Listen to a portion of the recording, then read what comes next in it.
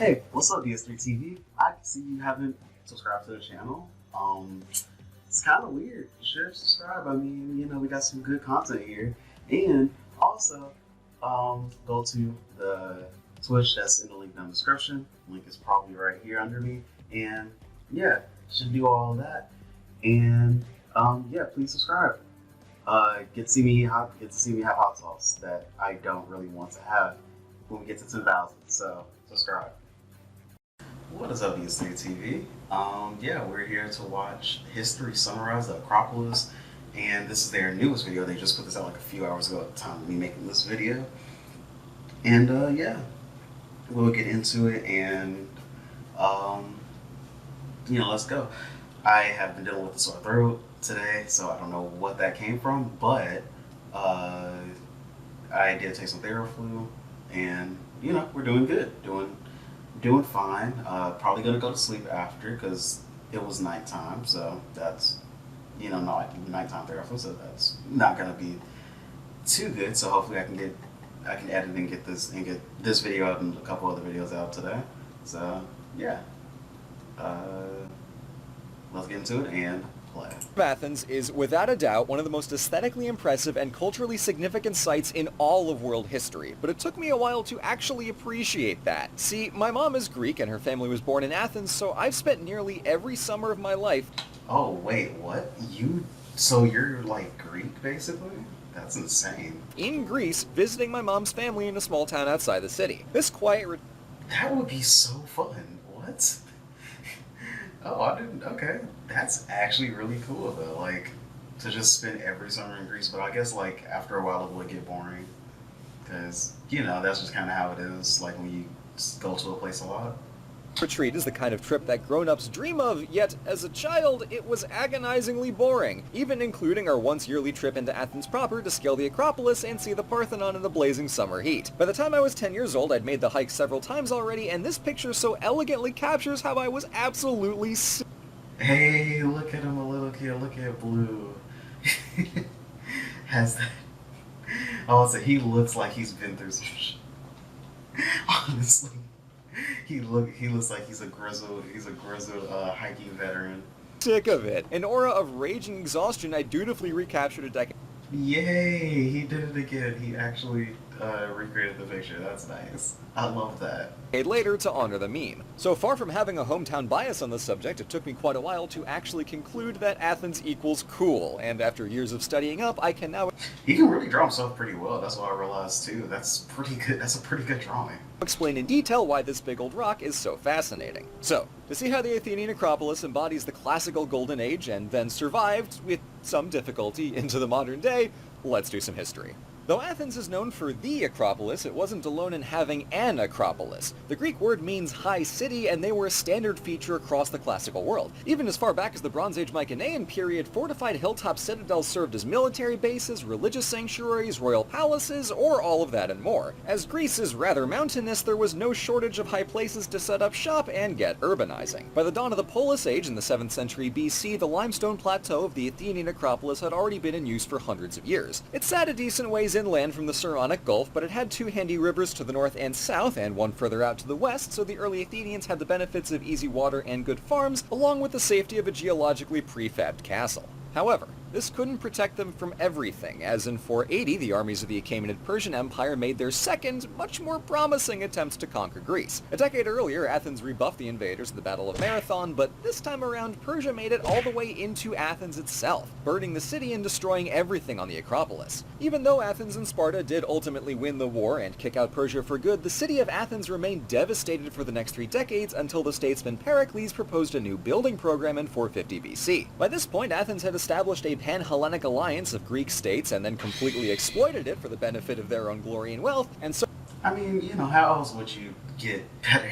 How else would you get more wealth, So far, they'd used it to build a giant 30-foot bronze statue of Athena Promachos, whose spear reflected sunlight for miles around like the beacon of a lighthouse. And that already was quite a feat, but, of course, this being Athens, they needed more than that. Just to illustrate the scale of the Periclean building program, the entire imperial treasury of Athens and all its tributaries had nearly 10,000 talents of silver in 450 BC. And just one of those 60-pound silver bars paid the crew's wages on a 170-man warship for a month. Now consider that thousands of talents were spent specifically on the Acropolis over the next 20 years, with 2 entire temples added in the decades after. That's coming up on over half of the treasury. To be fair to Athens, it was money well spent.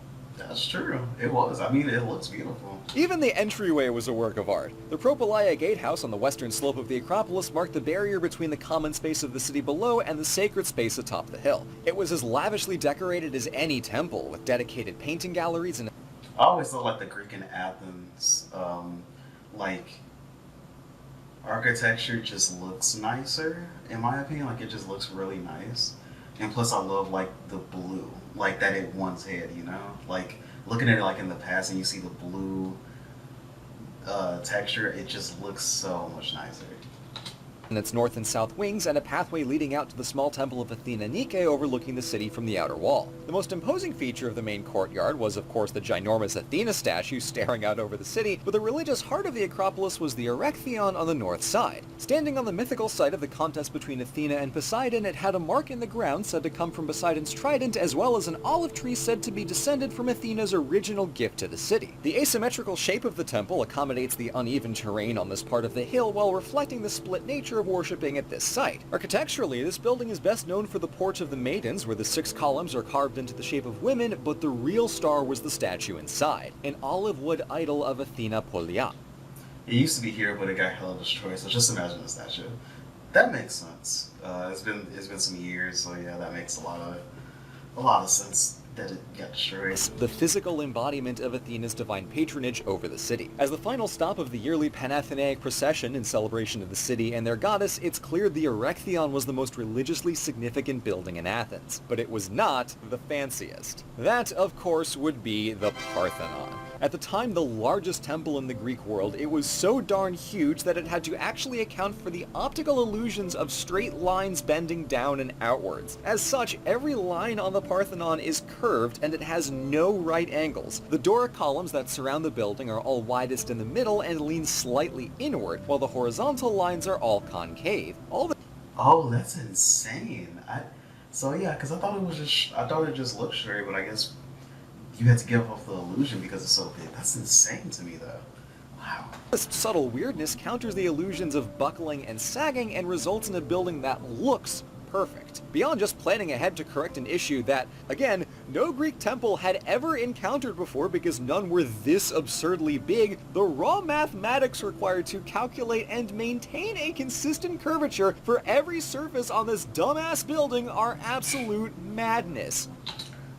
The trick behind Entasis is actually brilliant.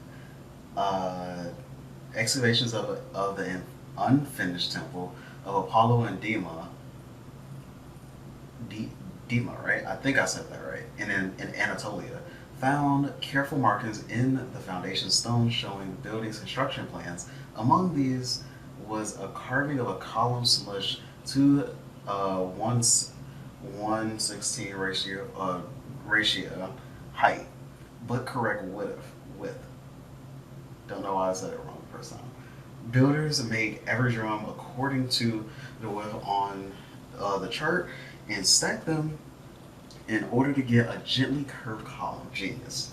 Immaculate proportions aside, the real focus was up above the colonnade, on the metopes, the friezes, and the pediments. The square metope shows scenes of mythological wars like men fighting centaurs as a metaphor for Athens' victory over Persia. Meanwhile, on the inner wall of the building, a continuous frieze shows a ceremonial procession. Opinion differs on what this might be, as scholars traditionally held that this is the Great Panathenaic Procession, an obvious choice, but a newer interpretation is that this is a mythological reference to the procession of King Erechtheus sacrificing his daughters to win divine favor for a war. This might support the name of the Parthenon, generally thought to reference Athena Parthenos, the Virgin Athena, but could have also described the maiden daughters of Erechtheus. Which one is it? Who knows? Scholarship is always evolving. But speaking of Athena, the triangular pediments on top depict the 2 most important scenes in Athena's life, at least as far as Athens was concerned. On the east side, Athena springs forth from the head of Zeus, fully formed and immediately ready for battle, while the west side shows the contest between Athena and Poseidon for for the naming of the city. So between the metopes, the pediments, and either interpretation of the frieze, one could be forgiven for seeing the Parthenon not quite as a temple to Athena, but to Athens, especially considering there was no altar in the temple for sacrifices.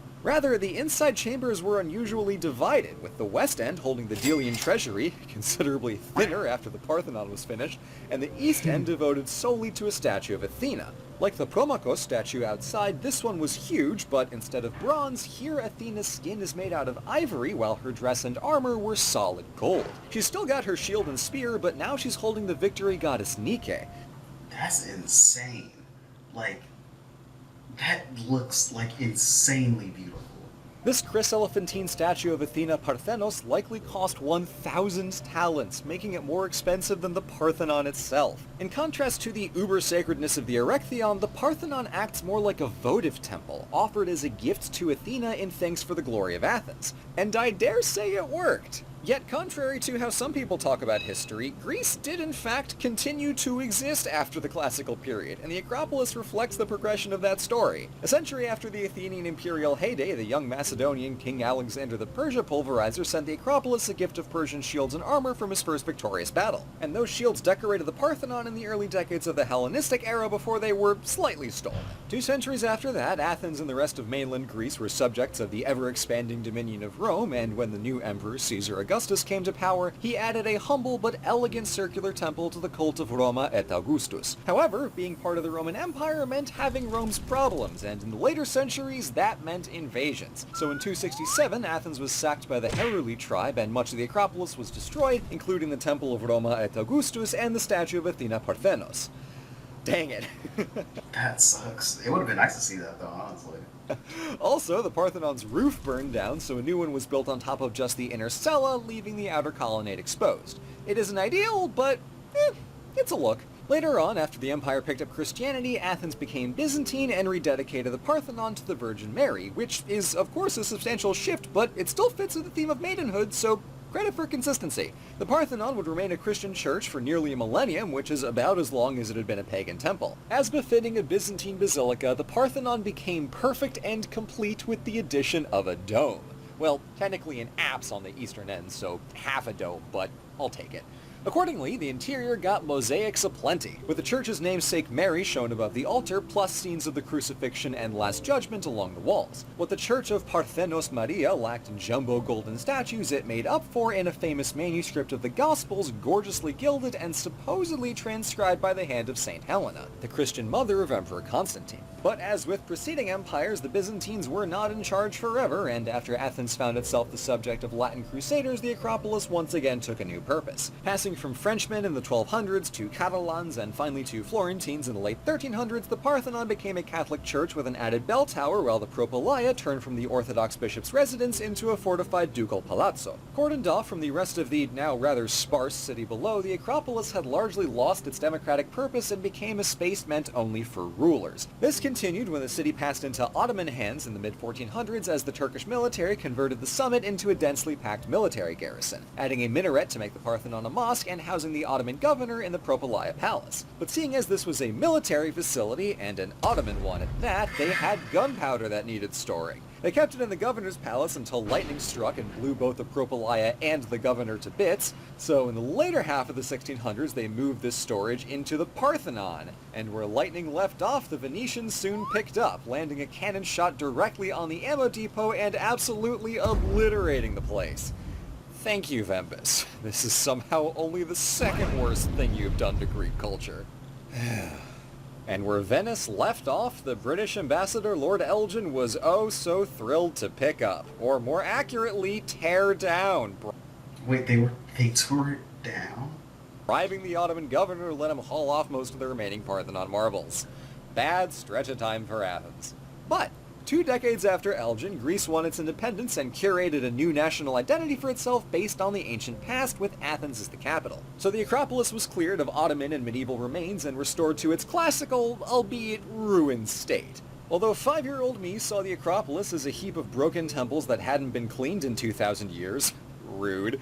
This site means so much more than merely buildings which used to be fancy. It's the physical embodiment of a precise moment in history and the entire culture it stood for. Still, there's far more to the Acropolis, to Athens, and to Greece than just the Athenian Golden Age. But the rest of the history is ironically buried beneath that earliest layer, which is really unfortunate because when we know what we're looking for, the Acropolis is a vivid lens through which we can see the entire history of Athens at a glance, having been physically transformed in every state of its history. First a Mycenaean citadel, then a classical democracy's masterpiece, a prized Hellenistic and Roman trophy, and on fire Roman trophy, a venerated Byzantine Christian church, a Latin palace and cathedral, an Ottoman fortress and mosque and gunpowder depot, and finally the physical expression of the modern Greek identity. I have been to this mountain of busted up marble more than 20 times in my life, but since I've actually started learning Greek history, I've enjoyed it more and more each time. The Acropolis is a big dumb pile of rocks, and it's one of my favorite places on Earth. That's good. I do want to go to Greece at some point. That'll be fun. I know I have like a couple of people from Greece in my, that watch my channel, so yeah, that'll be definitely something I would want to do at some point. But yeah, that was a good video. I'll talk to you guys in the next video. Yeah, subscribe to the channel. Want to get to 10K? I eat the hot ones hot sauce. Yeah, I'm not a hot sauce person, so it's gonna be terrible. But talk to you guys in the next video. Peace.